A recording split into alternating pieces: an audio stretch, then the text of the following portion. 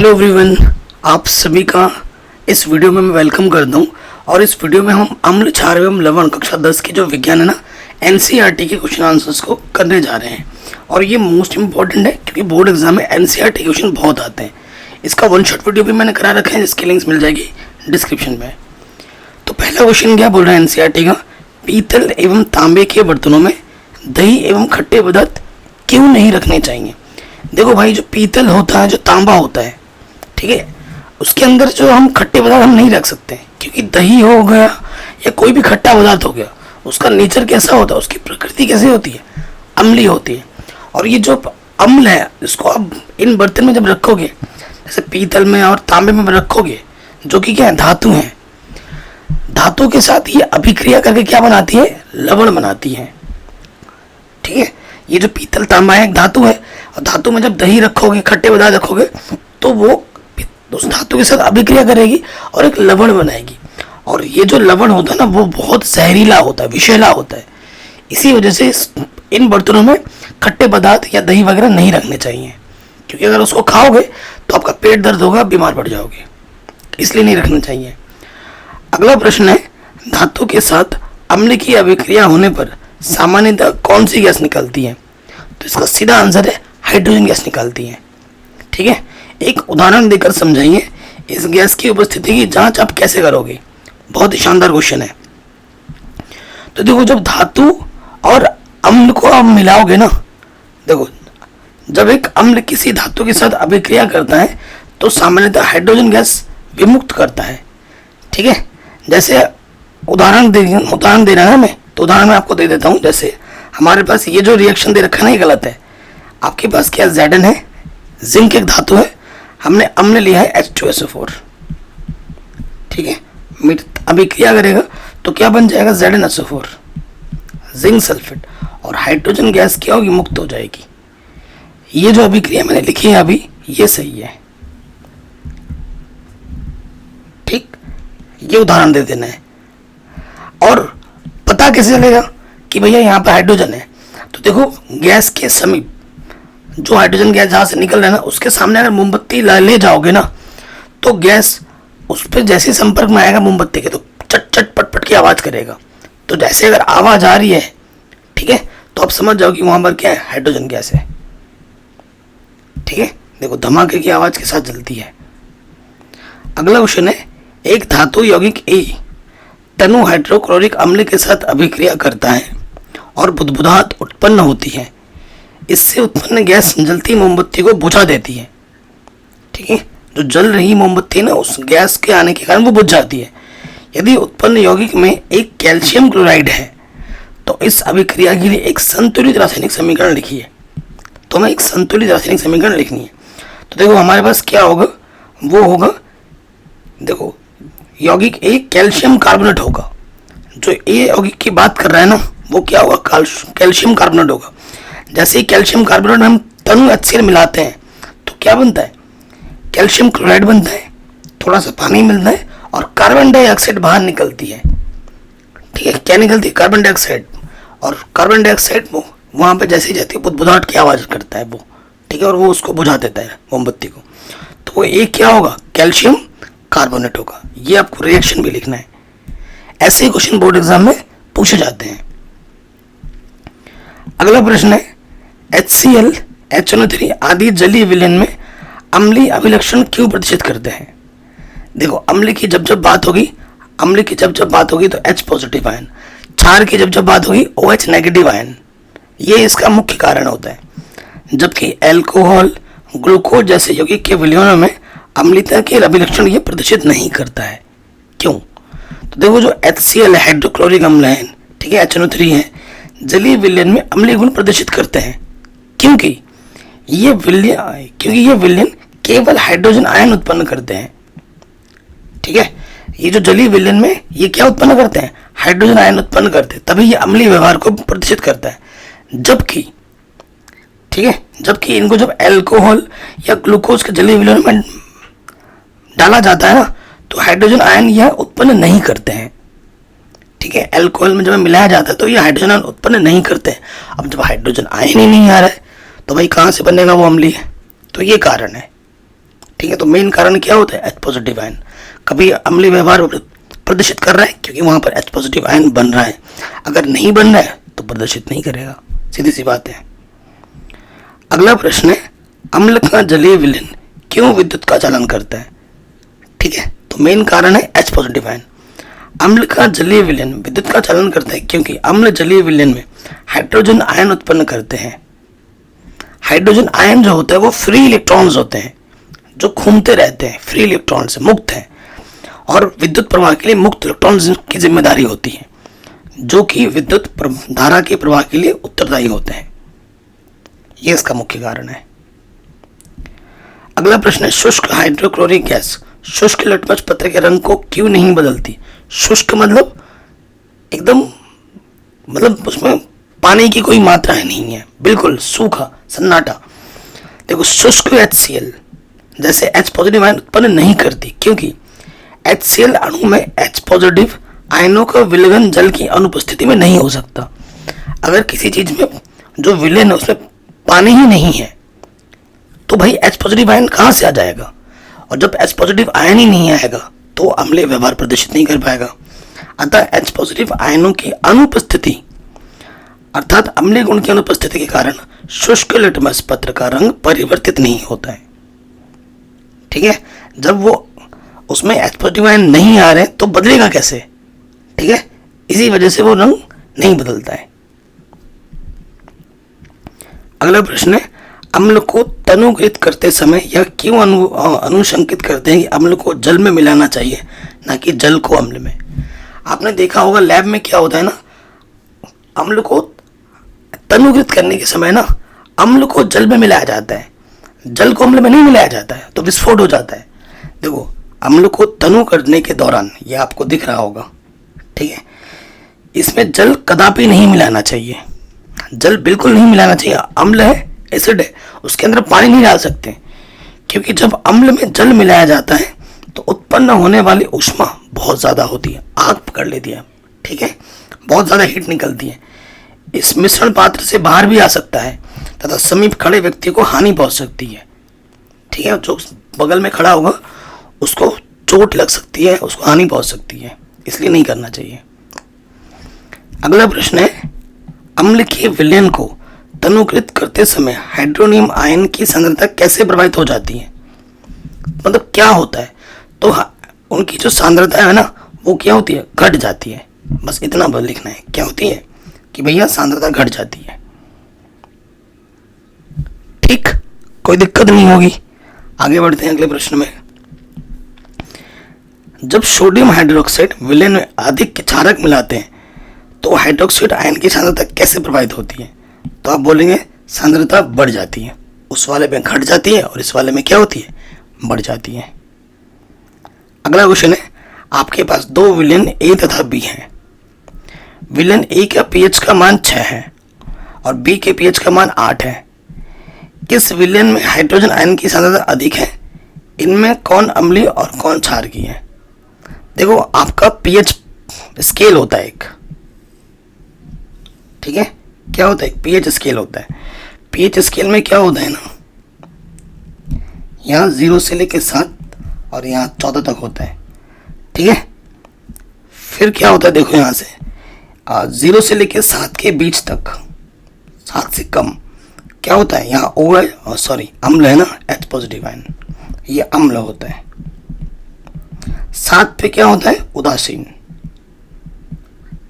7 पे उदासीन, और 7 से अधिक 14 तक ये क्या होता है? क्षार, OH नेगेटिव आयन। तो देखो यहाँ पर ये जो पीएच मान 6 है, 7 से कम है, तो ये क्या होगा? अम्लीय है इस तरफ।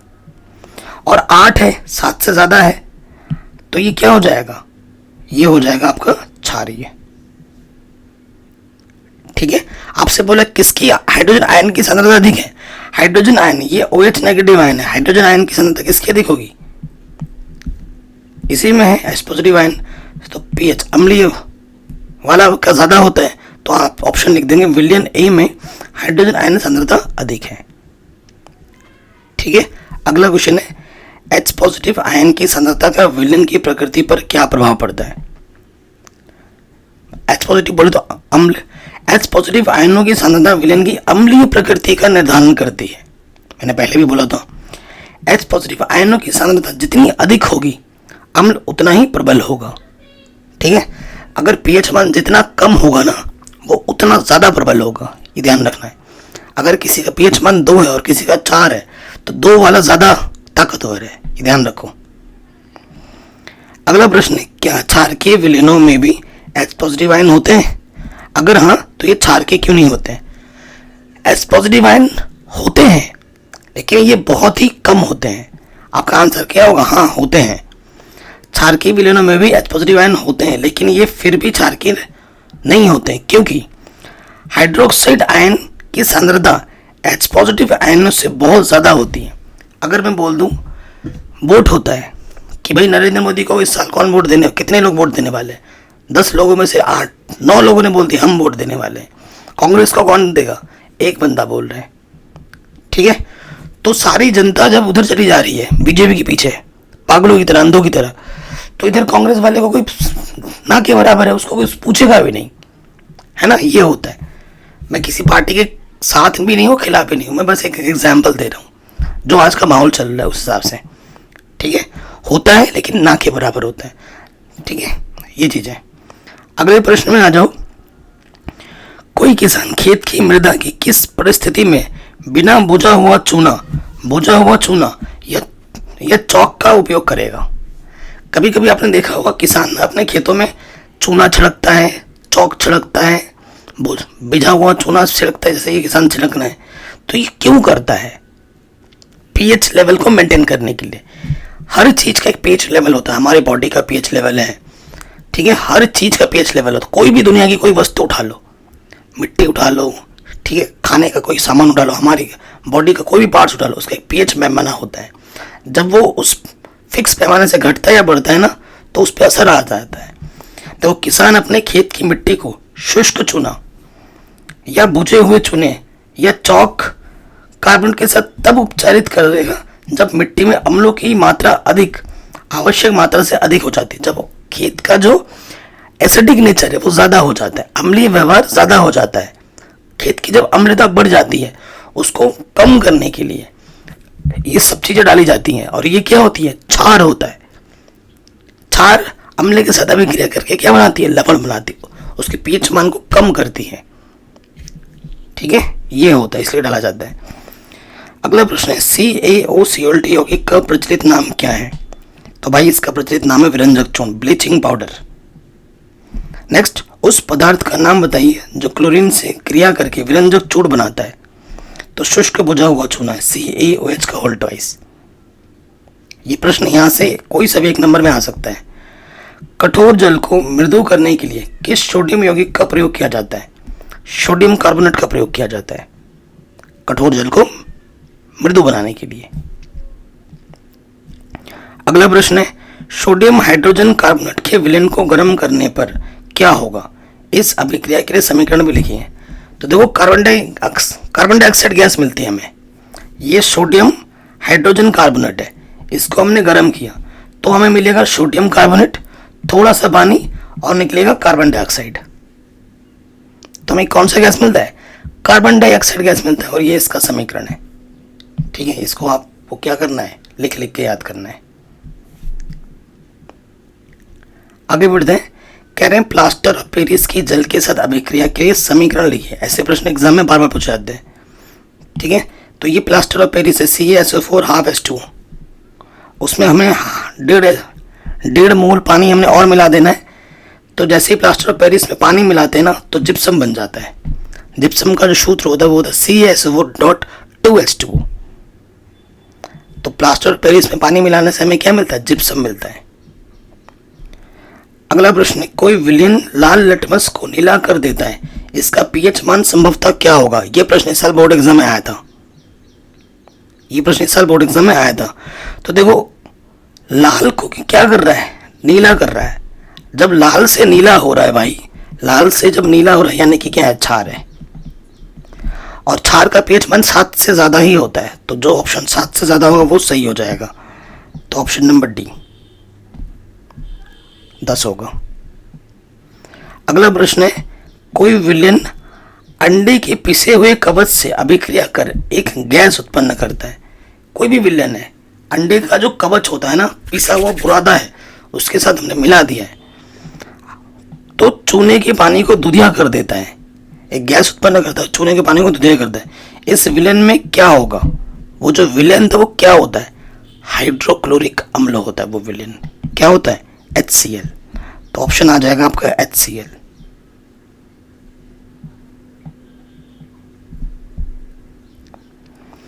अगला प्रश्न है, ठीक है, ये जो प्रश्न है वो कैलकुलेटिव प्रश्न है, ठीक है, ये प्रश्न कहीं पूछा नहीं गया है, ठीक है। आगे बढ़ते हैं। कह रहे हैं अपच का उपचार करने के लिए निम्न में से किस औषधि का उपयोग किया जाता है?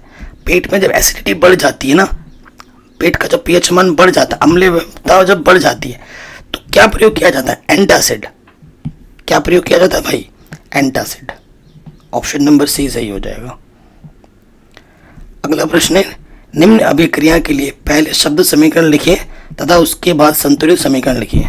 शब्द समीकरण कह रहे हैं तनु सल्फ्यूरिक अम्ल दानेदार जिंक के साथ अभिक्रिया करता है। देखो ये सल्फ्यूरिक अम्ल है, ये जिंक के साथ अभिक्रिया करेगा तो क्या बनाएगा? जिंक सल्फेट, और हाइड्रोजन गैस को मुक्त करता है, ठीक है, क्योंकि जिंक क्या है? मेटल, और ये अम्ल है, तो जब मेटल अम्ल धातु जब अम्ल के साथ अभिक्रिया करता है तो हाइड्रोजन गैस को मुक्त करता है, ये आप जानते हैं। तो ये मेरा Zn है, H2SO4 अम्ल है, अभिक्रिया करके क्या बनाएगा? ZnSO4, और हाइड्रोजन गैस, गैस का चिन्ह क्या होता है? तीर का निशान, हवा में उड़ जाएगा। अगला प्रश्न है, जब तनु हाइड्रोक्लोरिक अम्ल मैग्नीशियम पट्टी के साथ अभिक्रिया करता है तो क्या बनाता है? तो ये देखो, ये मैग्नीशियम है, ये तनु हाइड्रोक्लोरिक अम्ल है, तो क्या बनाएगा? मैग्नीशियम क्लोराइड बनाएगा और हाइड्रोजन गैस को मुक्त करेगा। ये मैग्नीशियम क्या है? धातु है। HCl क्या है? अम्ल है, तो क्या बनाएगा? धातु क्लोराइड, MgCl2, और हाइड्रोजन गैस को क्या करेगा? मुक्त करेगा। अगला है फिर वैसे ही तनु सल्फ्यूरिक अम्ल एल्यूमिनियम चूर्ण के साथ अभिक्रिया करता है। ये एल्यूमिनियम है, धातु है, तनु सल्फ्यूरिक अम्ल, ये अम्ल है, तो क्या बनाएगा? धातु सल्फेट, ठीक है, और हाइड्रोजन गैस को मुक्त करेगा। तो ये एल्यूमिनियम है, ये सल्फ्यूरिक अम्ल है, ठीक है, क्या बनाएगा? एल्यूमिनियम सल्फेट, और हाइड्रोजन गैस को मुक्त करेगा। ये संतुलित रासायनिक समीकरण है। फिर क्या बोला? तनु हाइड्रोक्लोरिक अम्ल लोहे के रेतन के साथ अभिक्रिया करता है। लोहा मतलब आयरन, हाइड्रोक्लोरिक अम्ल के साथ अभिक्रिया करके आयरन क्लोराइड बनाता है और हाइड्रोजन गैस को मुक्त करता है। ये हमारा आयरन है, लोहा, ये हमारा हाइड्रोक्लोरिक अम्ल है HCl, अभिक्रिया करके क्या बनाएगा? FeCl2, आयरन क्लोराइड, और हाइड्रोजन गैस को मुक्त करेगा। और ये संतुलित भी हमने कर दी। संतुलित कैसे किया जाता है आपने पहले चैप्टर में डिटेल में सीखा होगा, मैंने पढ़ा रखा है, सिखा रखा है। अगर आपको नहीं आता है, लिंक्स मिल जाएगा डिस्क्रिप्शन में, आप जाके देख सकते हैं, सीख सकते हैं। अगला प्रश्न है, आश्वेत जल विद्युत का चालन क्यों नहीं होता जबकि वर्षा जल का होता है?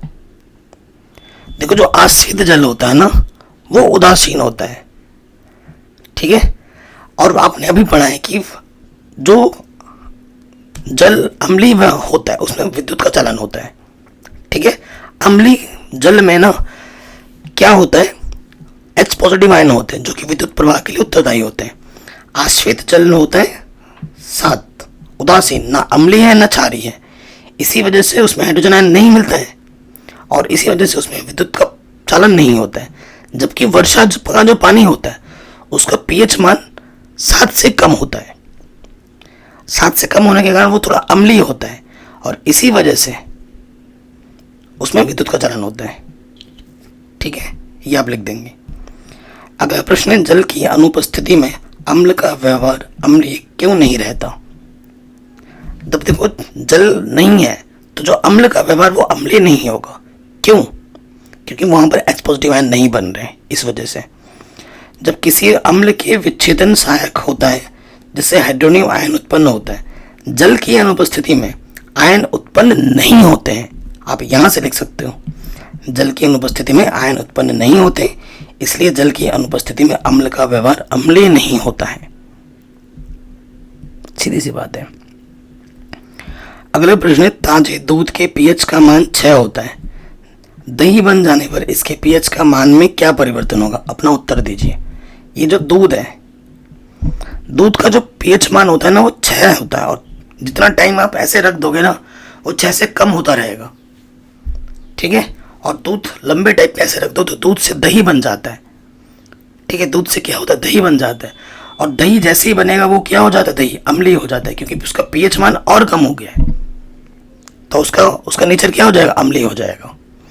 जो डेयरी वाले होते हैं अपने दूध में मिलाते हैं बेकिंग पाउडर, ठीक है। इससे क्या होता है, दूध फटता नहीं है, दूध का पीएच मान वो बढ़ा देते हैं ताकि दूध लंबे समय तक सही रहे, फटे ना, क्योंकि फटा हुआ दूध तुम खरीदोगे नहीं, है कि नहीं।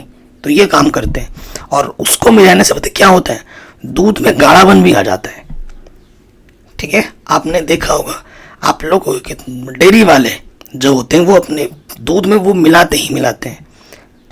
तो पढ़े लिखे होने का फायदा भी ये है, अगर आप उसमें ये मिला दोगे ना उसका पीएच मान बढ़ जाता है, और उसका जो पतलापन है वो भी गाढ़ा हो जाता है, और आपको लगता है भाई हमारे दूध में पानी नहीं मिलाया गया है, ठीक है। ये चीज़ है। अगला क्वेश्चन है, एक ग्वाला ताजे दूध में थोड़ा बेकिंग सोडा मिलाता है, जैसे मैंने बोला, ठीक है। ताजे दूध के पीएच मान को 6 से बदलकर थोड़ा क्षारीय क्यों बना देता है। देखो, दूध बेचने वाला ताजे दूध के पीएच को 6 से थोड़ा क्षारीय और स्थानांतरित कर देता है, क्योंकि ऐसा करने से दूध अधिक समय तक खराब नहीं होता। दूसरा प्रश्न हमसे ये बोला, इस दूध को दही बनने में अधिक समय क्यों लगता है। जो दूध मिलावटी होगा ना उसको दही बनने में बहुत समय लगेगा, क्योंकि उसका पीएच मान बढ़ा हुआ है, ठीक है। तो डाउन होने में टाइम ज़्यादा लगेगा। यह दूध दही बनने में अत्यधिक समय लेता है, क्योंकि दूध को क्षारीय से अम्लीय होने में अधिक समय लगेगा। दूध को क्षारीय बना दिया गया है। यदि दूध का पीएच मान 6 ही होता तो ये अपेक्षाकृत कम समय में दही बन जाता, क्योंकि उसमें बेकिंग सोडा मिलाया गया है, उसका पीएच मान बढ़ गया है, क्षारीय कैटेगरी में आ गया है। इसी वजह से अब वहाँ से नीचे आने में उसको समय ज़्यादा लगता है, इसी वजह से टाइम ज़्यादा लगता है। अगला प्रश्न है, प्लास्टर ऑफ पेरिस को आर्द्र रोधी बर्तनों में क्यों रखना चाहिए, इसकी व्याख्या करें। देखो, आर्द्र रोधी मतलब जिसमें नमी ना हो, जिसमें पानी वगैरह ना हो। प्लास्टर ऑफ पेरिस पानी के संपर्क में आते ही क्या बना देता है, जिप्सम, कठोर हो जाता है वो। प्लास्टर ऑफ पेरिस को आर्द्र रोधी बर्तनों में रखा जाना चाहिए, क्योंकि यदि प्लास्टर ऑफ पेरिस नमी जल के संपर्क में आता है तो एक लेई जैसा पदार्थ होता है जो शीघ्रता से कठोर क्रिस्टलीय जिप्सम में परिवर्तित हो जाता है, ठीक है। जैसे ही प्लास्टर ऑफ पेरिस नमी के संपर्क में, पानी के संपर्क में आता है तो वो क्या बन जाता है, जिप्सम। इसलिए आर्द्र रोधी बर्तनों में रखा जाना चाहिए। अगला प्रश्न इंपॉर्टेंट है, उदासीनीकरण अभिक्रिया क्या है, 2 उदाहरण दीजिए। तो देखो, जब अम्ल को और क्षार को मिलाया जाता है तो लवण और जल बनता है। इसी अभिक्रिया को कहा जाता है उदासीनीकरण अभिक्रिया। 2 उदाहरण देने, ये मेरा अम्ल है, ये मेरा क्षार है, तो लवण बन गया NaCl, और ये मेरा पानी मिल गया अलग, एक उदाहरण। दूसरा, ये मेरा अम्ल है H2SO4, ये मेरा क्षार है KOH, क्या बनाएगा, K2SO4 और पानी बनाएगा। तो ये 2 उदाहरण लिख के याद कर लेना, और ये क्वेश्चन काफ़ी बार पूछा जाता है, बार बार पूछा जाता है। कह रहे हैं, धोने का सोडा एवं बेकिंग सोडा के 2 उपयोग बताइए, प्रमुख उपयोग।